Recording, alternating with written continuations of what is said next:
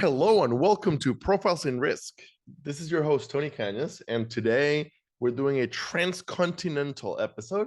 I have with me today Ajay Sharma, the co-founder and COO at DESH Clinic out in India, or over in India. Ajay, thank you for joining me today. How's it going? Oh, it's great, great to connect on a transnational level. And thanks for giving me this opportunity to be there. And let's discuss, that how DESH Clinic works and, what is it for the rest of the world also, not only for India, it can be for the rest of the world. Awesome. So how do... Awesome. So for me, it's 10:15 a.m. on Saturday. You're in Delhi, so I think for you it's like 7:45 p.m. That's right. It's 7:45 p.m. We are ahead of US. So. Oh no, and it's Sunday, not Saturday. Sunday. Yeah, it's Sunday. Okay. Yeah. Okay. Perfect. So thank you for making time to chat with me at weird hours before even the start of the work week.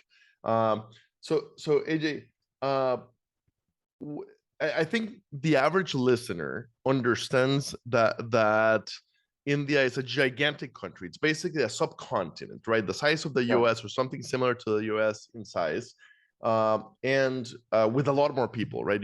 What, like a billion people, I think? Yeah, 1.35 billion, yeah. Okay, so over a billion people with a B. So that's like a good 3 times the population of the US, something like that, 3 to 4 times. Taking that into account, it's a massive potential market, right? And it's a potential market that speaks English, since you guys were colonized by the British for a long time. Yeah, correct. So what is DESH Clinic? Okay, I'll explain. And thanks for bringing India into that context. Yes, India is emerging economy. In fact, we recently became the 5th largest economy in the world. Overtook Britain also, the UK. And we have large population, size is magnanimous.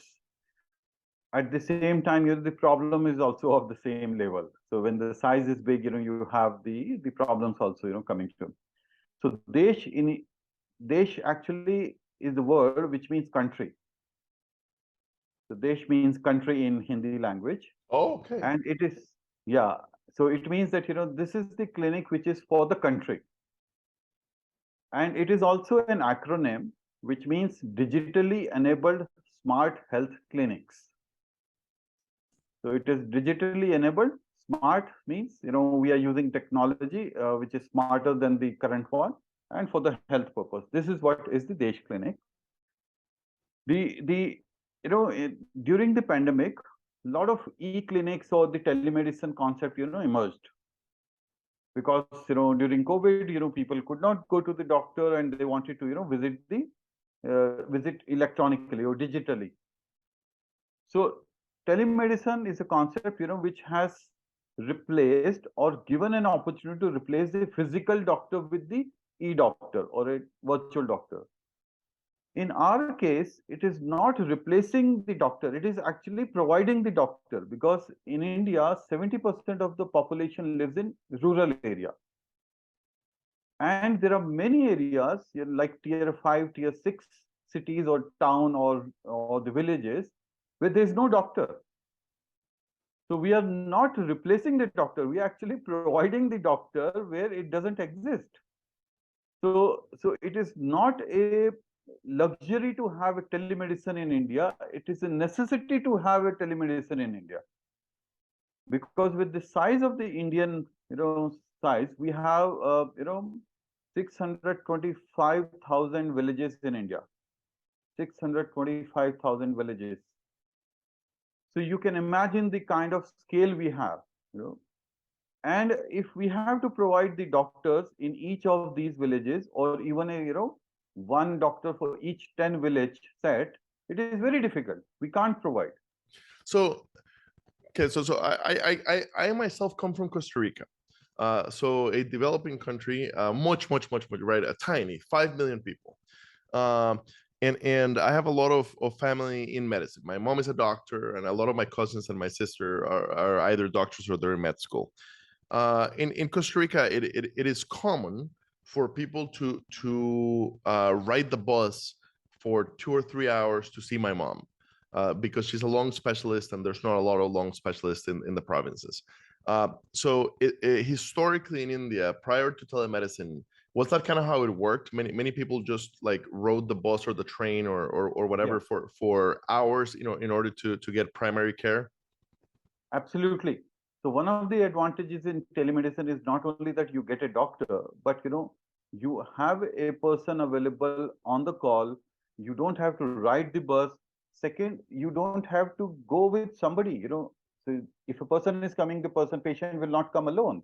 There has to be some attendant also. In this case of Costa Rica, also the same thing. The patient is not coming along, so somebody is coming. So a lot of inconvenience is there, a lot of cost is involved in the whole system. If somebody is a breadwinner and if the breadwinner is going along with the patient, you're losing the salary for the day also on that day. So it is not only the convenience, it is also adding a lot of positive factor into the system.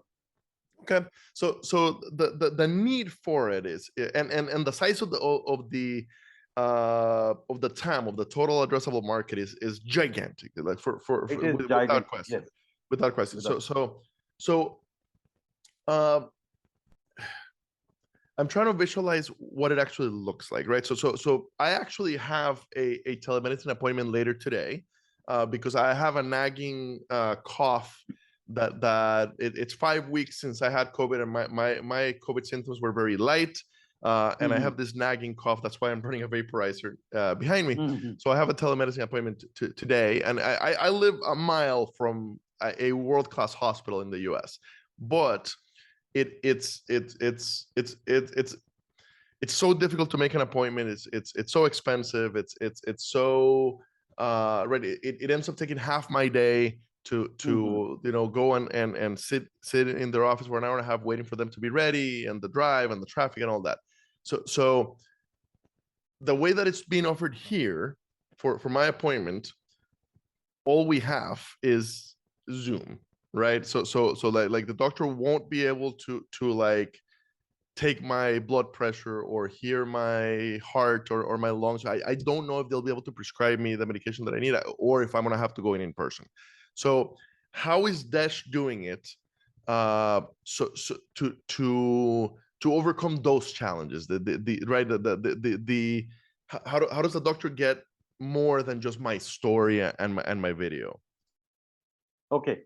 No, very good question, because in telemedicine, it is not just the Zoom call or a video call. It is much more than that, because a doctor is involved. So in our case, we realized that the pure technology will not work. So first of all, you have to bring the person to the clinic.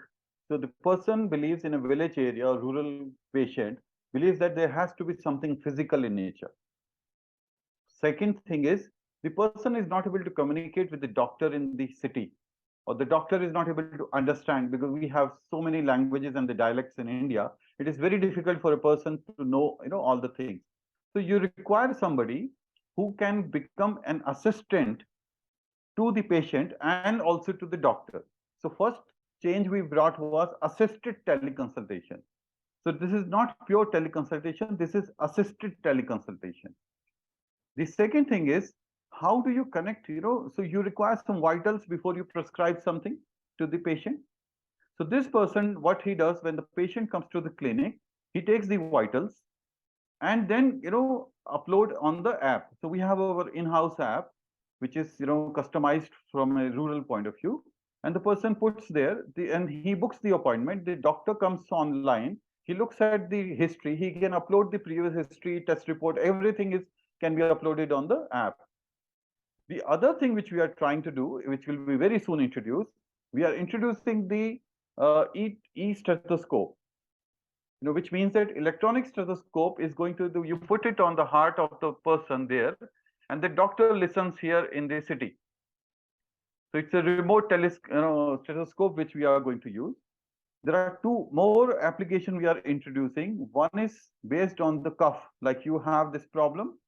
So if you cough in that particular, on the mic of the smartphone, The doctor, on the other hand, will get AI-based report that what kind of problem Fantastic. the person may have. These are low cost, high tech, stuff. The third, we have recently talked to one more company which has developed an AI for oral cancer. So you put the camera in front of the mouth of the the patient, and it will have the AI which can detect that whether there is a chances of lesions which can be converted into or may get converted into a cancer. So we are not only just providing the tele consultation over the video, we are adding more technology so that people can get or the doctor can get more intelligent way of providing the prescription. Okay, so if I understand correctly, so what you're doing is you're putting physical Yes. small offices in many small villages with one or two staff that serve as assistants. They're not doctors. No. They literally they might interpret from the local language to the common language, whether that's English or whatever. And they do things like take the vitals, upload them into the app, that kind of thing. And then you're using a lot of technology to augment the doctor. Yes. Um, okay, perfect. And as I opened the website, deshclinic.com, a pop-up came up saying open your health digital clinic for just 10,000.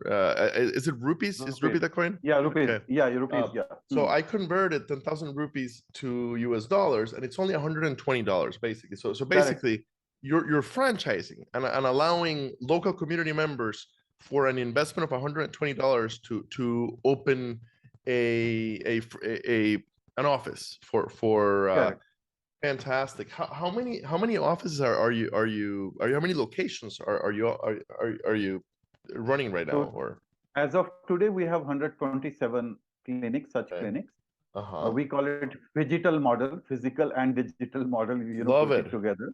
Yeah. And the best thing is, in $120, we provide the diagnostic kits also, a base level interior and also the exterior, which is possible. Our interest is not, to take money from the people. Our interest is more and more such offices or the clinics should get open. I wonder if I know nothing about the nonprofit world, but I wonder if there are nonprofit organizations out there like the Bill and Melinda Gates Foundation or whatever nonprofits that would be interested in supplying grants to open a whole bunch of clinics, right? Because if you think about it, like let's say $10 million grant from something like the Bill and Melinda Gates Foundation, that could fund 80,000 clinics, right? Absolutely. So I wonder, and again, that's not my world at all, but I do wonder if that could definitely take off. And then from the so my listeners are likely US and maybe a little bit of European insurance carriers and brokers, and then some venture capital investors and some angel investors. So from the perspective of a Western investment company, why should they consider investing in something like DESH Clinics? Okay, so first of all, yes, it's $120 is the initial cost of setting up, and there is a running cost, because the person is sitting there, so the person needs a salary, but still it is not very high from a India point of view and from a US point of view. Now, we have talked to some of the NGOs or non-governmental organizations, charity organizations in India. Two of them took the initiative and they have opened in their own respective villages. So it works well because it's a very low cost, but you are providing. So what we are providing is a platform, and then the other can come. Now, why should somebody come, from it? So we are not a charity organization. We are not non-governmental organization. We are a for-profit organization, and our money is not going to come from the simple teleconsultation. The money will come later once we have slightly large database. When the large number of patient base is there. In fact, we have our charges are so low. It is 25 rupees, which is almost like 1/4 of the dollar. So That's so 80 so rupees is $1, so it is so for a consultation, you're charging 35 rupees, 25 rupees. Yes, 25 rupees. So that's about 30 cents. that's All about right, 30 that's cents. amazing. Yeah. That is absolutely even in developing world's terms, like even when I think about Costa Rica, where I'm from, uh, that is a fantastically good Because cost. So yeah, Tony, issue is not just the consultation. People have to get used to the telemedicine also. You know, so there are apprehensions. They don't see the doctor. Earlier, they feel that the physical doctor is important. So first, that trust has to be built. Second, they have to know that next time I get the same doctor. So, we have to make them used to this telemedicine concept. That's why we are keeping the cost low. However, from a business point of view, yes, there is going to be a, further consultation. There will be specialist consultation. There will be hospitalization, which may be required. There will be diagnostics required. So the money is going to come later. But anyway, currently our focus is let people first get experience of the digital health. okay, so what I think that you only started this a couple of years ago, a little bit less than 2 years ago, so a year and a half ago. Year and a half. Yeah. What is the vision? Where do you see DESH Clinics in 5 years, in 10 years from now? So from I have two visions. One is the number, and second is the core, which is the treatment part of it. So we are a treatment company. We are not just telemedicine company for the sake of having a video conferencing setup. So what we want to do is that create the model units wherein we have the pharmacy, we have the diagnostic, and we have the daycare center, to take care of the patient. That's where the numbers are going to be bigger as well as better in the sense you have better facilities available. Second thing is we are targeting around 6,000 clinics to be opened by 2025. Now 6,000 clinics means each clinic can serve around 10,000 people. So you can imagine the scale which we can get, 6,000 into 10,000. 60 million people, can be covered in this. Okay. Now 60 million. So Yeah. what 60 million people, I think where you were going is it's a drop in the bucket of the size of India, but it's still It's a a very, very huge, small. huge, Yeah, huge. it's not that size, that we are going to cover the entire India. But that's what we can assume that at least at our level we can contribute. If we have more such clinics coming up or more such entrepreneurs coming up and taking up, there can be more. But 60 million is a big number by itself. It's much bigger than the some of the population of some countries. So Yeah, no, it's 10 times the size of Costa Rica. 60 million people is what, like 20% of the size of the US. Like it's a massive number of people. yeah. So what has to happen in order to get to 6,000 clinics? So how do we get from where we are today to 6,000 clinics in 3 years from now? So one simple thing is, currently we are focusing on creating the recipe for it. We are not in a hurry. So once I know how to create how to scale it up, I know various methods, how to. My background is from corporate, and I have worked with some bigger companies like Ericsson, where we know how to increase the size and scale it up. The important thing is the recipe has to be perfect. That what is required to work in the rural sector in India. So that's what we are focusing. Second thing, what we are focusing is bringing more and more smart clinics, because smart technologies, because that is going to enable the process. The third is obviously investment. Investment will come, and then the partners will also come. Forget about the 60 million people. Even if I am able to cover 6 million people, there are insurance companies who are now interested in talking, because they are getting a captive audience available, with them. There has to be a lot of patient education which needs to be done. Pharmaceutical companies are, interested in tying up with us so that they can educate the patient about the various diseases and how it is going to be. So the money is actually going to come later. It is an impact model. It's a social impact organization. The social impact organization has a slightly slow curve of gestation and growth. So what we are assuming that in next 2 to 3 years we'll have substantial number with us. There is a money which is available. I do not want to talk over the on the call here, but yes, we have a strong business model which is available. We have recently introduced a card which is called DESH card, which means that anybody who has this DESH card, so we are giving it free of cost to all the villagers. And that's how our numbers are going to increase, numbers of people who can be impacted. And we are providing 4 consultation in 25 rupees to each of them. So that's the impact which is going to grow over a period of time. So the money will come from the pharmacy sales, diagnostic sales, such kind of patient education, insurance, and biggest is the data analytics. Imagine 60 million people data is getting churned up, and without compromising on the privacy and the HIPAA compliance, etc. We can still churn out a lot of data analytics out of it. We can know that which part of the India is having, what is the pattern of disease there. And if somebody is interested, we can include the environmental factor also, so that we know what is going to be the impact here on the environment. In fact, recently one of the fertilizer company approached me. They said, we would like to know, because they are supplying fertilizer in that particular state. They want to understand whether there is a positive, negative impact on the human health also or not, because otherwise they are not able to go. So we will become the enabler for a lot of people to, lot of industries also to work in their ecosystem.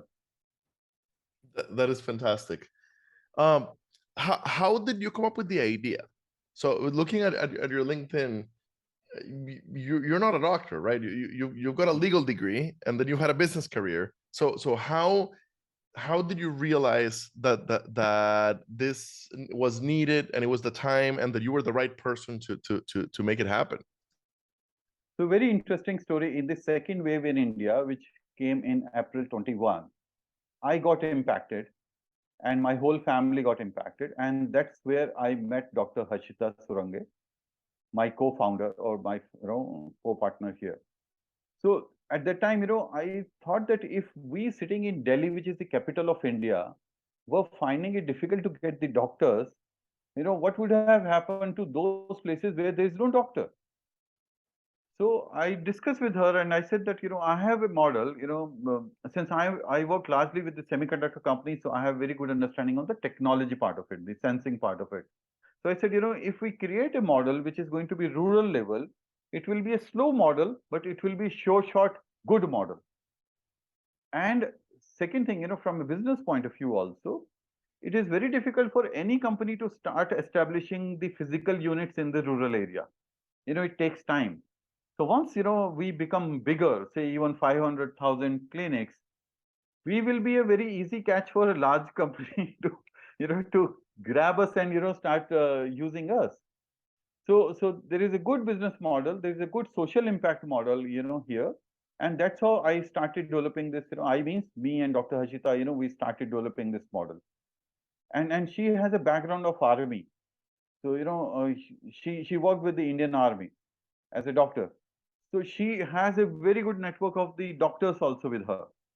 So, her background of the telemedicine, medicine, medical side, and my experience of the corporate and running large organizations. I was once, handling 14 countries in Europe, managing the HR for, a particular business unit of Ericsson. So, with this large expanse of work which I did, and the medical background of Dr. Harshita, we thought it's a very good combination to go for. Okay. For the listeners who want to follow your journey from here on, what's the best way? Should they follow you on LinkedIn? Is there a mailing list? Like how does one here in the Western world keep up to date with what's going on with this project? So LinkedIn is certainly a very good source of information, because we keep on updating it. We also update our website on a regular basis, so there is a news update, coming up there. And we are available on phone and call, always. So, people can simply just approach us, on the WhatsApp. Very simple, being in health industry, we operate from 8 a.m. to 8 p.m. So we are mostly available, during any time of any part of the world. So Okay, fantastic. AJ, thank you for your time today. This is super exciting. Patrick Callahan and Carlos Manuel Vidal at the Insurance Elephant had talked a lot about you guys every time I talked with them. So I was very excited to have this conversation with you today, and I think that my listeners who are largely US insurance brokers and insurance carriers and some insurtechs will be just blown away by the idea and by how massive the impact can be in the developing world when properly combining technology with people and right. It's hard to make an impact this big in anything else in the world. So thank you so much. Thank you so much yeah, for the work one you're thing, doing. Yeah, I want to add for the absolutely. insurance people, So for insurance people, it's a business, but for me, it is an enabler. A patient who is insured is likely to get better, medical facilities. That's my need. And for insurance people, it is the business, for them. So it's a win-win situation if insurance tech companies, come and join us. And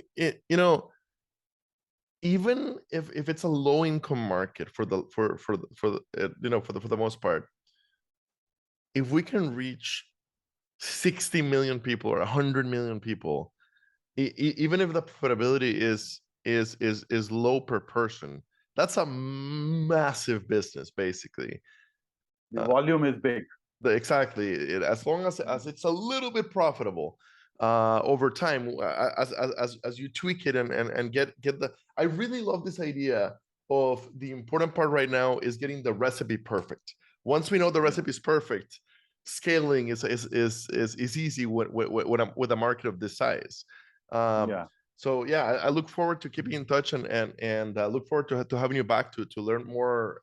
Once you have a few thousand clinics, I'm sure that what you learn from here to there is going to be just amazing. Sure. And if you want any help in Costa Rica, we can do there also. I will definitely share this recording with my family down there. They're gonna be nerded out. They're gonna love the idea. So thank you so much for your time. Okay, bye bye. Thank you for having me here.